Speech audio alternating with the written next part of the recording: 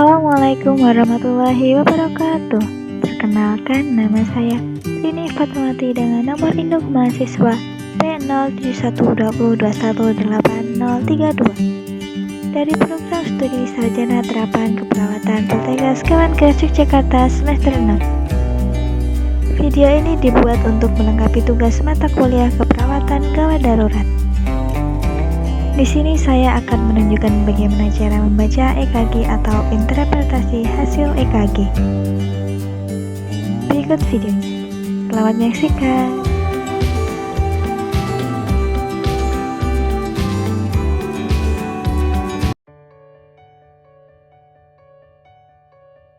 Titik dari EKG yaitu di sini ada titik P, Q, R, S, dan T.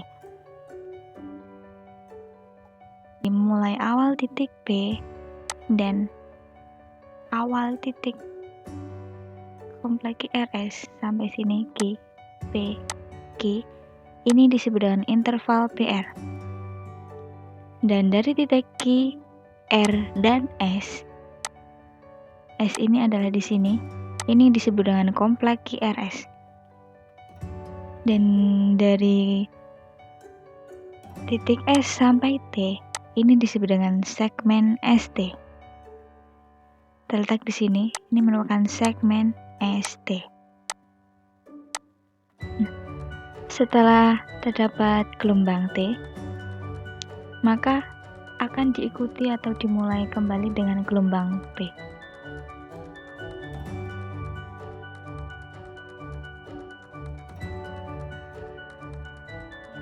Normal dari beberapa interval yaitu P, interval PR, dan QRS.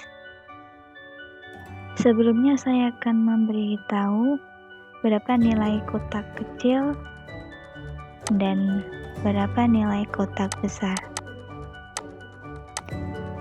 Seperti yang kalian ketahui, dalam kertas EKG pasti ada kotak-kotak kecil kan? Nah, satu kotak kecil ini dinilai 0,04 detik dan satu kotak besar yang terdiri dari 25 kotak kecil ini bernilai 0,20 detik atau 0,2. Nah, untuk nilai waktunya ini adalah yang horizontal, dan untuk yang vertikal ini disebut dengan amplitudo. Yang vertikal ini disebut dengan amplitudo dengan skalanya adalah milivolt. Untuk satu kotak kecil memiliki amplitudo, satu kotak kecil ini yang vertikal ini memiliki amplitudo 0,1 milivolt. Berarti untuk satu kotak besar ini yang vertikal tentunya memiliki 0,5 milivolt.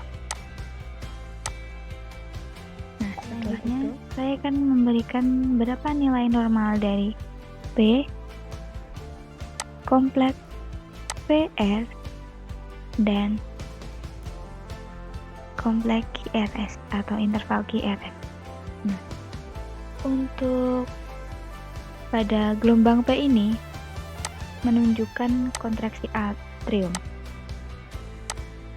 Nilai normal dari gelombang P ini adalah lebih kecil sama dengan dari 3 kotak, yang artinya tadi satu kotak kecil bernilai 0,04 detik, berarti nilai dari gelombang P tidak lebih kurang dari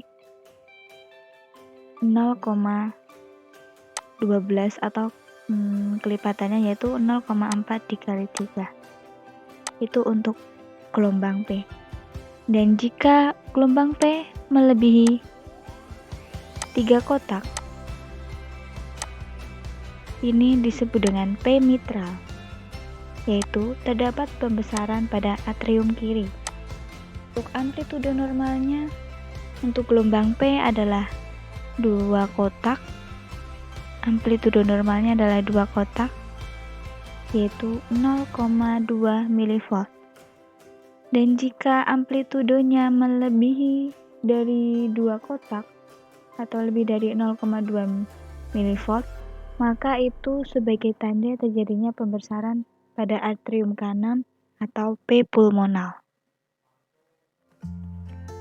Jadi saya ulangi lagi, nilai normal dari gelombang P ini adalah lebih kecil sama dengan 3 kotak atau 0,12.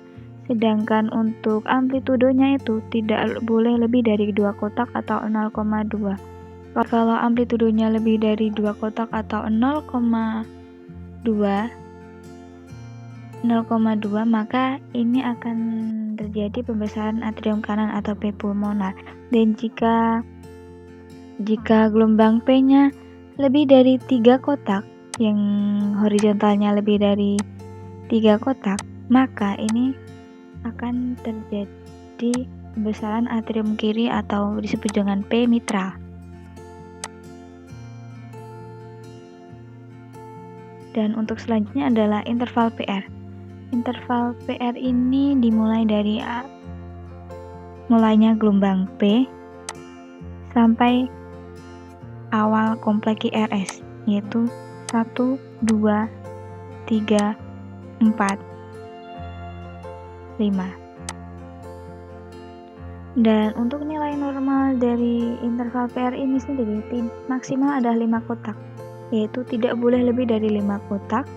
Dan jika lebih dari 5 kotak, maka itu akan terdapat blokade atau terdapat AV block yang akan menyebabkan terjadinya hambatan kalau lebih dari 5 kotak.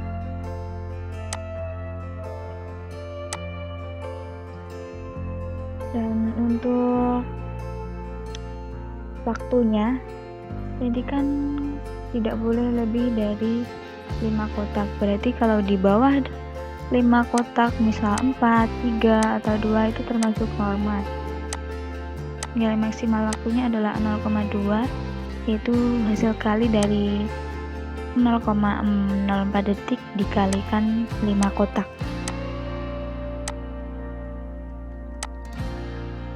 Nah, untuk selanjutnya adalah interval kompleks QRS. Interval dari kompleks QRS ini dimulai dari sini QRS.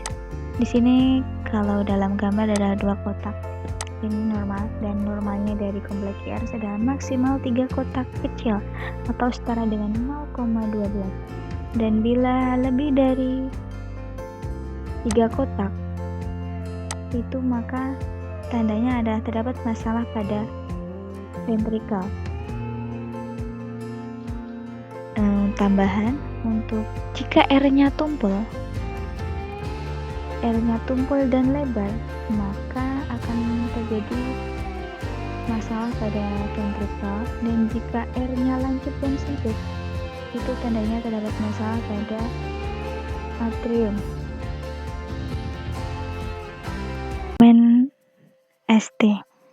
Segmen ST normal itu disebut dengan isoelektrik atau garisnya sama. Ini garisnya sama atau datar. Jika segmen ST-nya ini naik ataupun turun, itu berarti tandanya terjadi kelainan. Selanjutnya akan saya tunjukkan bagaimana segmen ST yang tidak normal. Kalau yang normal adalah yang datar ya. Datar. Ini adalah yang normal. Disebut dengan isoelektrik. ST depresi yaitu segmen ST-nya turun. Kalau yang normal kan seharusnya berada di garis ini. Itu yang normal. Tapi kalau ini turun. Kalau turun ini dinamakan dengan ST depresi. Terjadinya ST depresi ini menunjukkan terjadinya jantung iskemik. Nah, untuk selanjutnya saya akan menunjukkan ada ST elevasi. Nah, ST elevasi ini sangat jelas ya, ST-nya naik, yang seharusnya berada di bawah sini, datar atau isoelektrik, tapi dia malah naik atau ST elevasi. Nah, jika ST elevasi ini dibarengi dengan Q patologis, maka itu menandakan terjadinya nekrosis atau kematian pada jaringan. Adalah gelombang T. Gelombang T ini refleksinya adalah positif atau negatif. Nah, di sini ditunjukkan gelombang T yang tidak normal, yaitu gelombang T-nya turun. Jika gelombang T-nya turun atau disebut dengan T inversi. Jika gelombang T-nya turun itu disebut dengan T inversi. Ini menunjukkan iskemik. Selanjutnya adalah T-tol atau T tinggi. Ini disebut dengan T tinggi atau T-tol yang menunjukkan bahwa menandakan terjadinya hiperkalemia.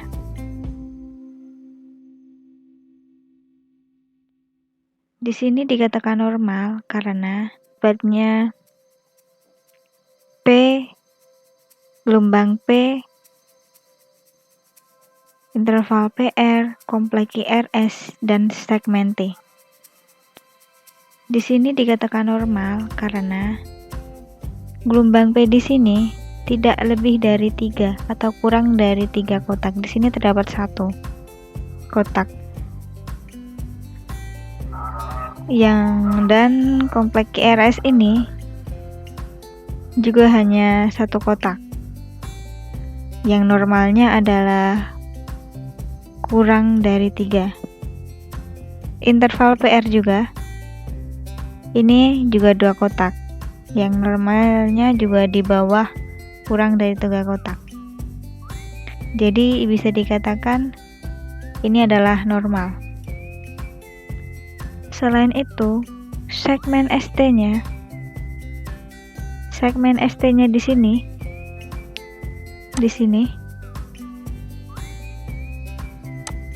itu selalu datar atau sama. Segmen ST-nya selalu datar atau sama, atau bisa disebut juga dengan isoelektrik. Sama ya.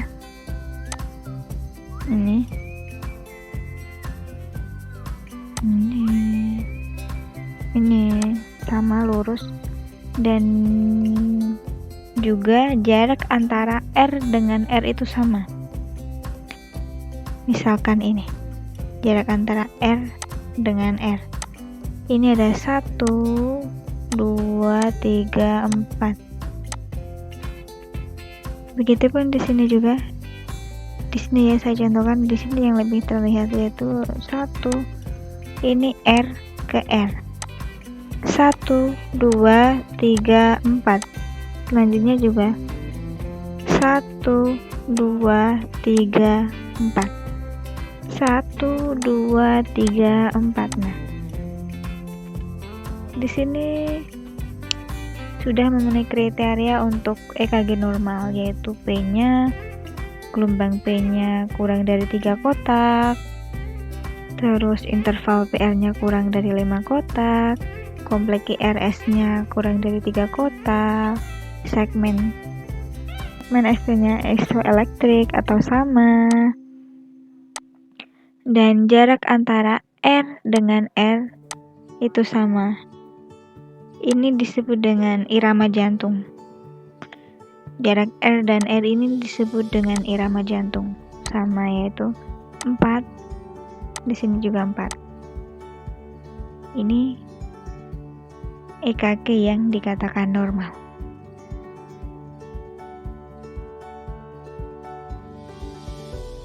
Nah, selanjutnya saya akan memberikan bagaimana cara untuk mengukur heart rate. Di sini heart rate-nya itu rumusnya ada 2. yaitu untuk yang teratur dan tidak teratur. Untuk yang teratur yaitu rumusnya 300 dibagi jumlah kotak besar dari R ke R. Jumlah kotak besar dari R ke R. Di sini jumlah kotak besar dari R ke R berapa?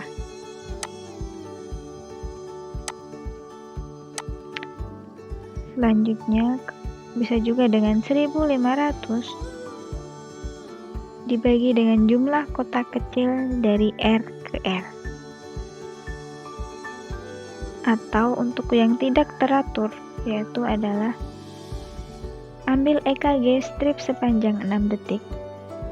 Diambil, biasanya kalau di kertas EKG itu ada di atasnya sini itu biasanya ada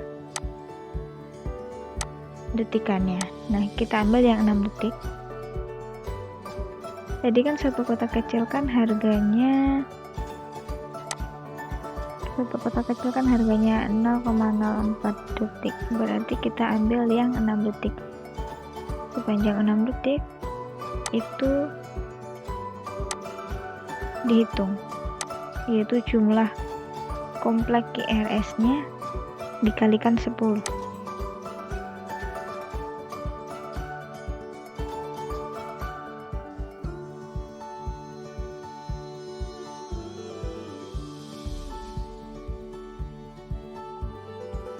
Ini merupakan EKG normal, yaitu kriteria irama sinus atau sinus rhythm EKG normal, yaitu iramanya teratur, frekuensi heart rate-nya antara 60 sampai 100 kali per menit, gelombang P normal, setiap gelombang P diikuti dengan P dengan kompleks Q, R, dan S, serta T.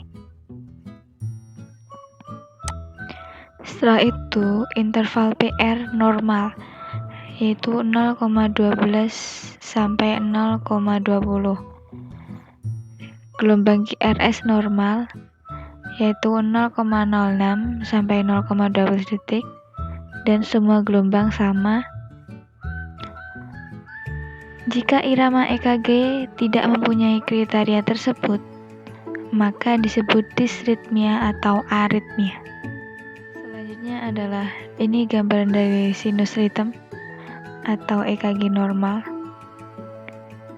Terdapat gelombang P yang diikuti dengan kompleks QRS dan T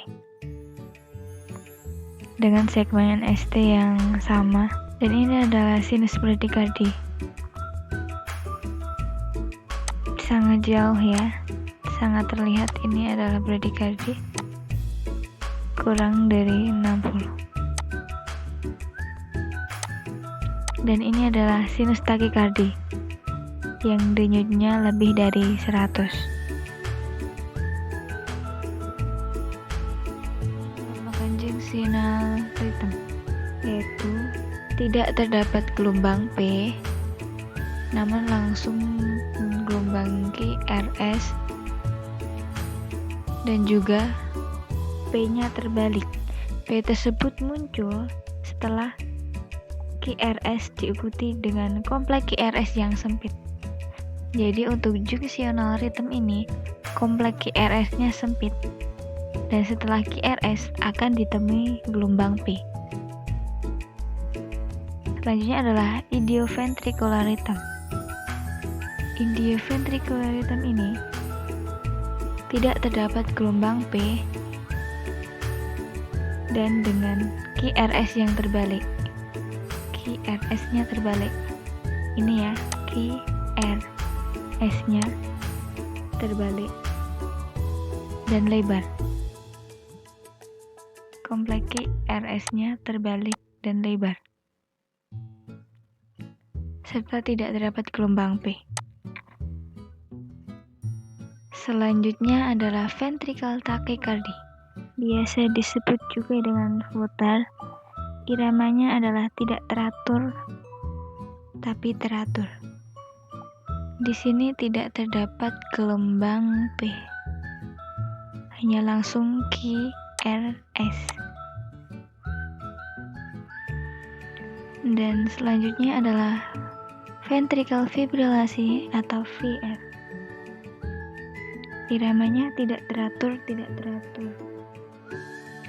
Gelombangnya nampak irregular dengan berbagai morfologi dan amplitude, serta tidak terdapat gelombang P. Kompleks QRS atau gelombang T-nya tidak terlihat.